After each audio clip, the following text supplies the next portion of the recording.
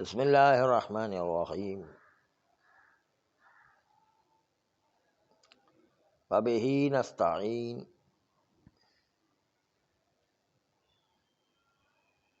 وہو خیر معین۔ آیے قرآنی نے بتایا کہ انما المشرکون نجس، مشرکین نجس ہیں، اس بنیاد پر بت پرست بتوں کو اللہ کا شریک قرار دیتے ہیں، اور اس بنیاد پر اس گروہ کو نجس مانا گیا۔ ناصبی نجس ہے، اس لیے کہ کل ابی یعفور کی روایت پڑھی کہ اس سے زیادہ کوئی نجس چیز دنیا میں پیدا نہیں کی گئی ہے۔ جب یہ دونوں جو شریک قرار دے رہے ہیں وہ نجس ہو گئے ہیں، تو جو اصل خدا کا انکار کرے وہ بطریق اولا نجس ہونا چاہیے۔ مشرکین پھر بھی خدا کو تو مان رہے ہیں، لیکن وہ تو خدا ہی کو نہیں مان رہے، جیسے کمیونسٹ حضرات، وہ بطریق اولا نجس ہوں گے۔ بس تینوں طبقے نجس ہیں، مشرک، بت پرست یا ناصبی یا منکر خدا کمیونسٹ، ان کے نجس ہونے میں کوئی شک نہیں ہے، یہ بدیہی ہے اور اس کا کوئی اختلاف نہیں ہے۔ سارا مسئلہ ہے اہل کتاب کا، کیا آیا اہل کتاب پاک ہیں یا نہیں؟ جبکہ ہم نے استدلال کیا کہ نہیں، کافر تمام اقسام کے لحاظ سے نجس ہیں، اس لحاظ سے اہل کتاب بھی مشرک بن جاتے ہیں اور وہ بھی نجس ہوں گے۔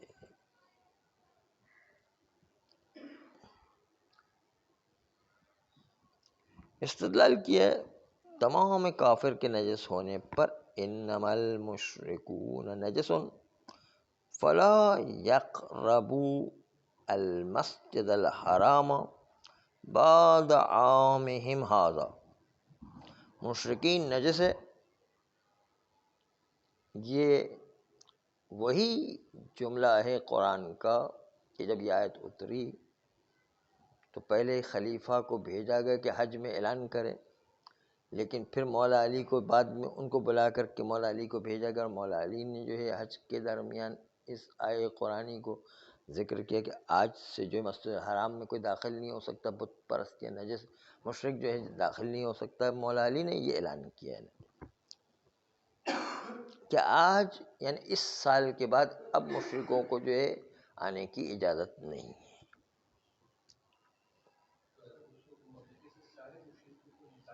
نہیں، اس سال کے بعد، آج اس سال کے بعد جو ہے اجازت نہیں، بعد عامہم کا اس سال کے بعد، آئندہ سال جو ہے اجازت نہیں ہوگی۔ ہاں، تمام مشرکین خانہ کعبہ میں داخل نہیں ہو سکتے، باقی مکہ میں آ سکتے بہرحال، کیونکہ یہ فلا یقرب المسجد الحرام، مسجد حرام یعنی خانہ کعبہ میں داخل نہیں ہو سکتے ہیں، باقی جو ہے ہر جگہ جا سکتے ہیں۔ کہ اللہ تعالیٰ نے مشرکوں پر نجاست کا حکم لگایا اس آیے قرآنی میں، اور اس پر متفرق قرار دیا کہ وہ مسجد الحرام میں داخل نہیں ہو سکتے ہیں۔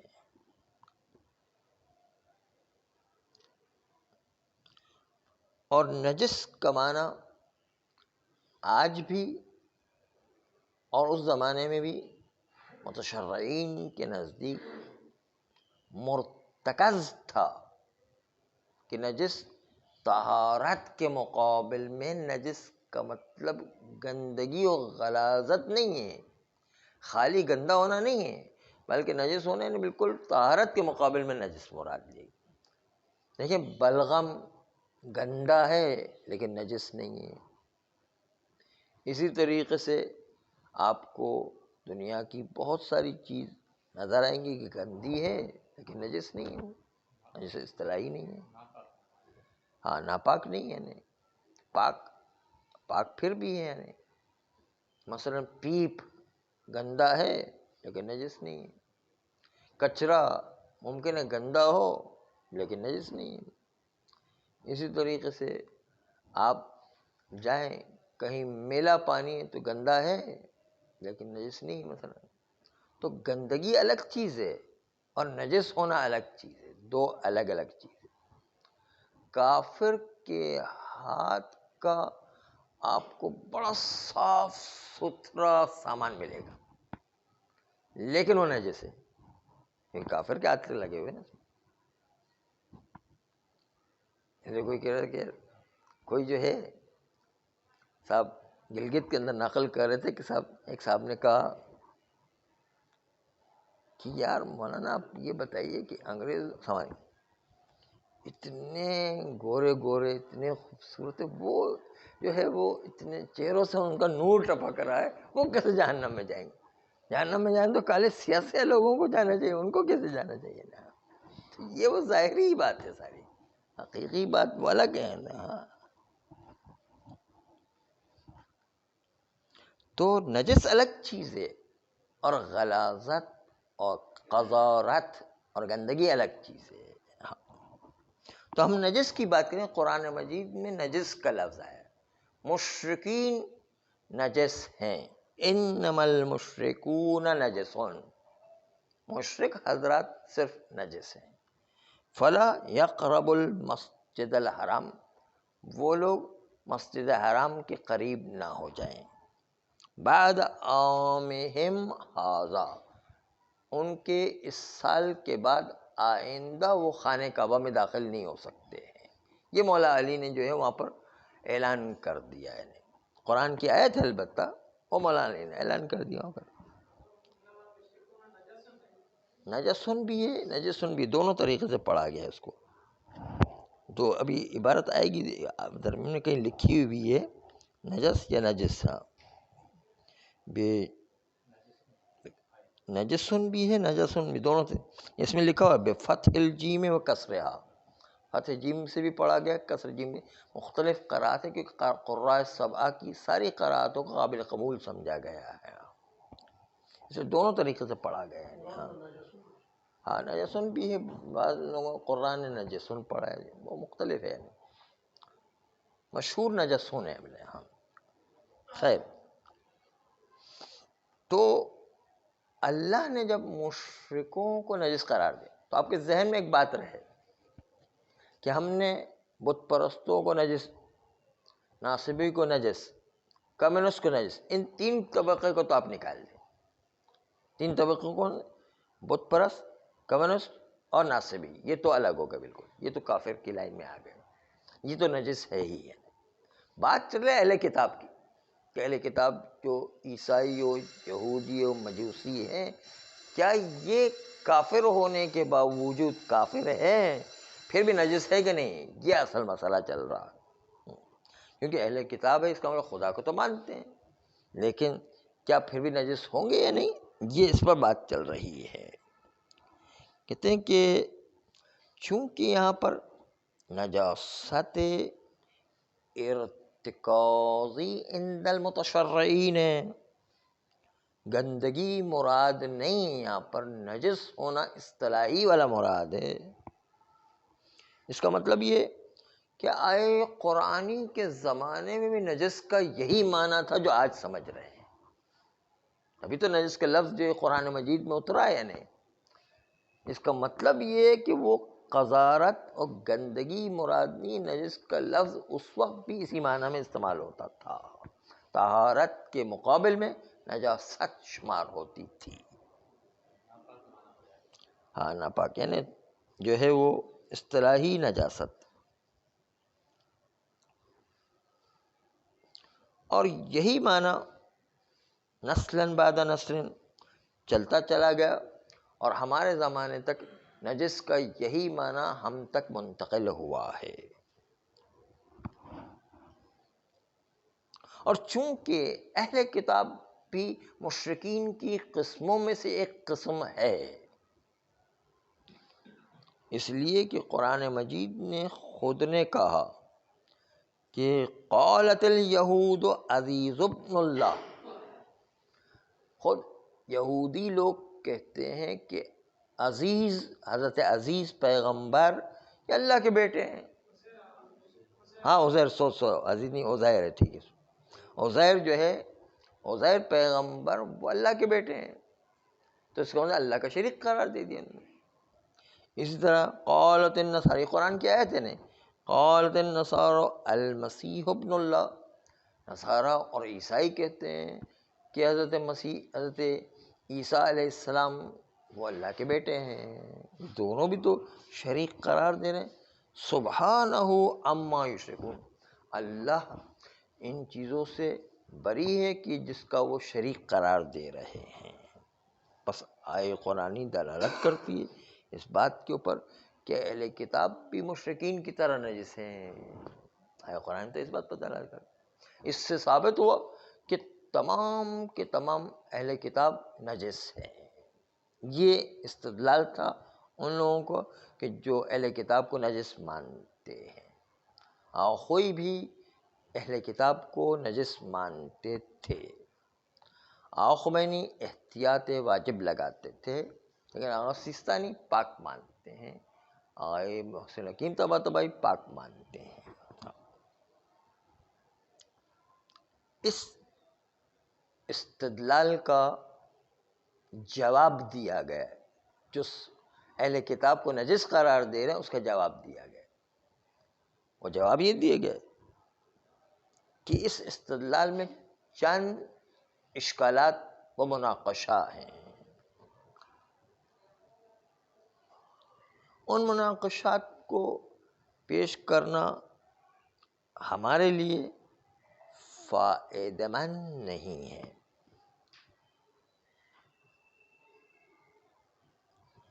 اور ان مناقشات کے جواب کو بھی پیش کرنا اتنا فائدہ مند نہیں ہے، کیونکہ وہ اعتراضات بھی بیکار ہیں، اور اعتراضات پر جو جوابات دیے گئے وہ بھی بیکار ہیں. اس لیے ہم ان دونوں کو چھوڑ رہے ہیں، بلکہ صحیح جواب جو ہے وہ اس استدلال کا ہم پیش کر رہے ہیں.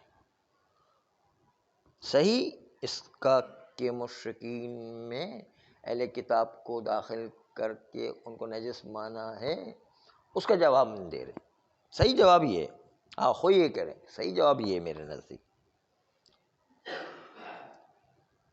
کہ نجس یا نجس متشرعہ کے نزدیک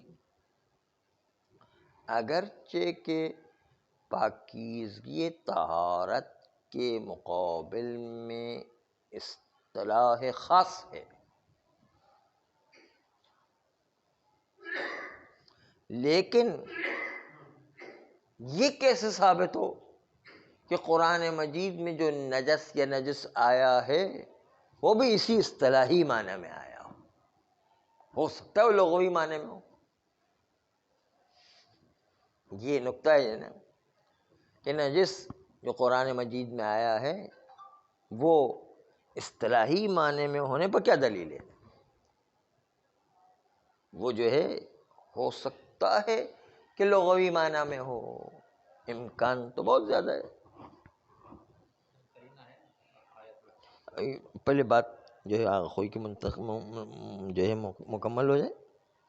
کہتے ہیں آئے قرآنی میں ثابت نہیں ہے کہ نجس اسی اصطلاحی معنی میں آئے، کیونکہ امکان ہے کہ نجاست اصطلاحی معنی میں نہ ہو اس وقت کہ جب قرآنی آیت نازل ہوئی تھی،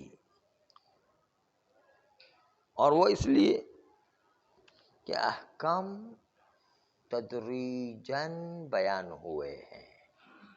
احکام تدریجی آئے ہیں.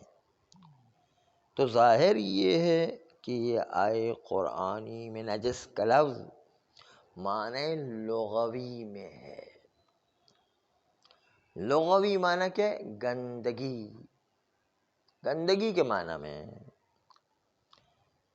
یعنی گندگی بھی کافر کی گندگی کو حساب کریں تو کون سی گندگی بڑی اعظم اور شدت والی ہوگی؟ گندگی شرک سے. تو اللہ میں شریک قرار دے اس سے بڑی اور کون سی گندگی ہوگی؟ یعنی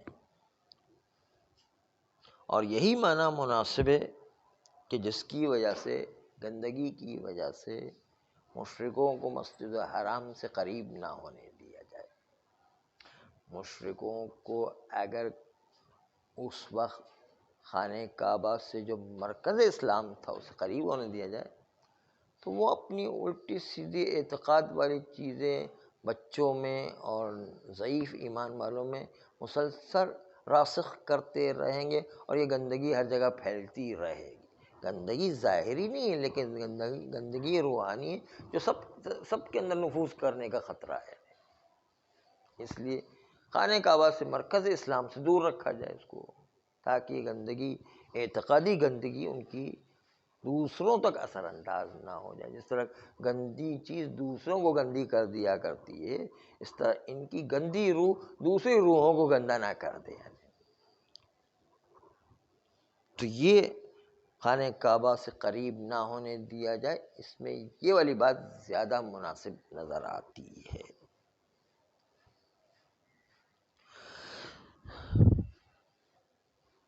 معنی اصطلاحی اگر ہم نجس کا لے لیں، یعنی انگریز ہے اور نجس ہے، اس معنی میں لے لیں. اس انگریز کی نجاست ہے لیکن اس کے باوجود خانہ کعبہ میں داخل ہونے سے کیا حرج پڑتا ہے؟ نہیں، کوئی فرق نہیں پڑتا. اس لیے کہ ظاہری نجاست ہے نا. ظاہری نجاست اگر اس کو لگ بھی جائے تو کیا حرج ہے؟ اصل نجاست وہ ہے کہ اس کفر والی نجاست کسی دوسرے کو نہ لگ جائے. نہیں، یہ خرابی بڑی خرابی ہے.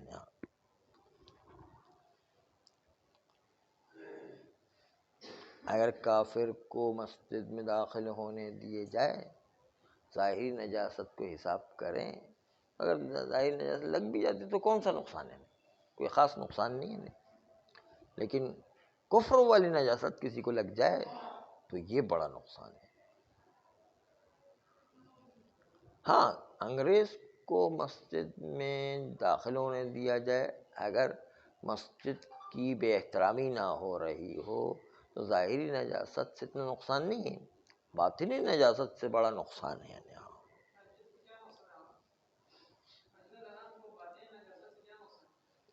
باطنی نجاست اس کو مسئلہ نہیں، وہاں آنے والے بچوں کو خراب کر دے گا، وہاں آنے والے پبلک کو خراب کرے گا، وہاں آنے والے کو کافر بنا دے گا. بیٹھے بیٹھے جو ہے وہاں پر لوگوں کو قائل کرے گا وہ، اور اس کے نتیجے کے اندر اسلام کے مرکز میں جو ہے کافر لوگوں کو پیدا ہونا شروع ہو جائیں گے.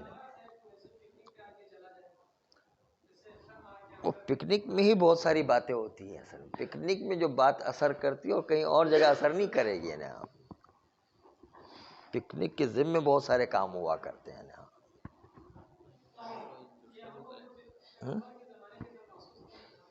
ہاں، ہر زمانے میں. اس لیے کہا کافر کو قریب نہ ہونے دے خانہ کعبہ، کیونکہ وہ مرکز ہے، اس مرکز اسلام سے قریب نہیں ہونا چاہیے اس کو. کیا کر سکتے؟ وہ تو ان کو کہیں کہ بھائی آپ کیوں ان کو بٹھاتے ہیں، ہمارے ہاتھ میں نہیں ہے نا. وہ بٹھا لیا، اب کیا کریں گے؟ ویسے جو ہے وہ صحیح، کوئی صحیح تھوڑی کام ہو رہا ہے، غلط ہو رہا ہے، اب کیا کریں گے؟ علامہ اقبال کا شعر بھی ہے نا. علامہ اقبال کا شعر پڑھیں.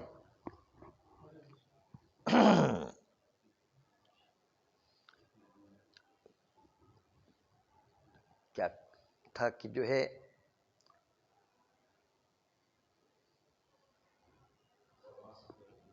جب خانہ کعبہ ہی سے کفر بلند ہو رہا ہے تو مسلمانی کہاں رہی ہے؟ کفر جو ہے وہ خود جو ہے خانہ کعبہ سے اٹھ رہا ہے، تو کہاں مسلمانی رہی؟ یعنی یہ علامہ اقبال کے شعر کا مفہوم ذہن میں آ رہا ہے، لیکن وہ شعر کے الفاظ بھول گئے ہیں۔ ہاں بالکل بالکل یہی تو، یہ تو اب ٹھیک نہیں ہو رہا، کیا کریں؟ تو اب امام زمان علیہ السلام کو پکاریں کہ وہ آ کے جو ہے ان سے لے سکتے ہیں۔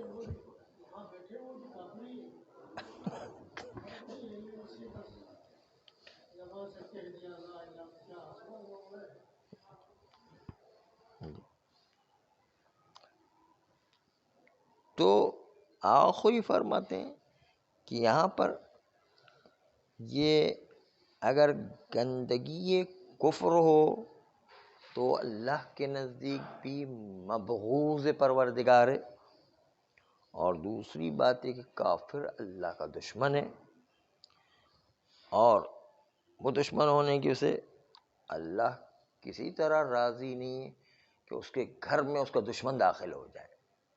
اللہ کا گھر ہے نا خانہ کعبہ، اس میں اس کا دشمن داخل ہو جائے، یہ اللہ کسی طرح راضی نہیں ہے، اس لیے اللہ نے اس کو داخل ہونے کا منع کیا ہے۔ کیسے مناسب ہوگا کہ کافر اللہ کے گھر میں داخل ہو کے وہ اللہ کی عبادت کے بجائے اس اللہ کے دشمن کی عبادت کرنا شروع کر دیں؟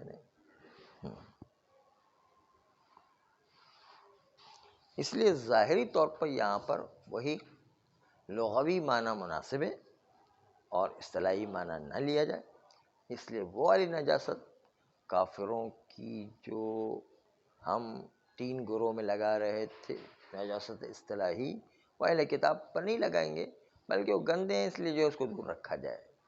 اس کی بنیاد پر اہل کتاب کی نجاست اصطلاحی اس آیے قرآنی سے ثابت نہیں ہوتی ہے۔ اس آیے قرآنی سے اہل کتاب کی نجاست اصطلاحی ثابت نہیں ہوتی، گندگی ثابت ہوتی ہے کہ کفر گندگی ہے، لیکن نجاست اصطلاحی کہ جس کی سے ایک چیز دوسری چیز سے گیلا ٹکرائے تو نجس ہو جاتی ہے، وہ نجاست اصطلاحی ثابت نہیں ہو رہی ہے۔ یہ تھا آخوئی کا استدلال اس بات پر کس آیے قرآن سے آپ نجاست کافر کو ثابت نہیں کر سکتے ہیں۔ صلی اللہ علیہ وسلم۔